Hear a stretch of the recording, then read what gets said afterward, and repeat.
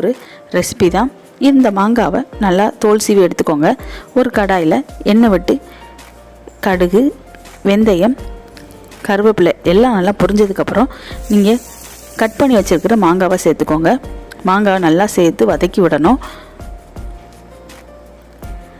நல்லா அந்த எண்ணெயிலே நல்லா ஃப்ரை பண்ணி விட்டுக்கோங்க. கொஞ்சமாக மஞ்சத்தூள் சேர்த்து நல்லா வதக்கி விட்டுக்கோங்க. காரத்துக்கு ஏற்ற மாதிரி மிளகாய்த்தூள், உப்பு சேர்த்து நான் வதக்கி விடுறேன். கொஞ்சமாக தண்ணி சேர்த்து அதை வேக வைக்க போகிறோம்.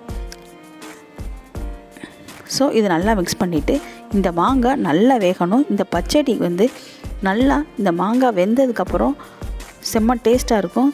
தேவையான ஒரு பிஞ்ச் பெருங்காயத்தூள் சேர்த்துக்கோங்க. சேர்த்து நல்லா வேக விட போகிறோம். இது நல்லா மசிஞ்சு வரணும். அந்த அளவுக்கு நல்லா குக்காக இருக்கணும். இது நல்லா வெந்ததுக்கப்புறம் ஒரு 1.5 வெல்லம் நல்லா இடித்து சேர்த்துருக்கேன். இதில் அந்த இனிப்பு புளிப்பு சுவை தான் ரொம்ப டேஸ்ட்டாக இருக்கும். பாருங்கள், அதை சேர்த்து ஒரு மூடி போட்டு ஒரு 5 நிமிஷம் குக் பண்ணிங்கனாலே போதும். சூப்பரான மாங்காய் பச்சடி ரெடி.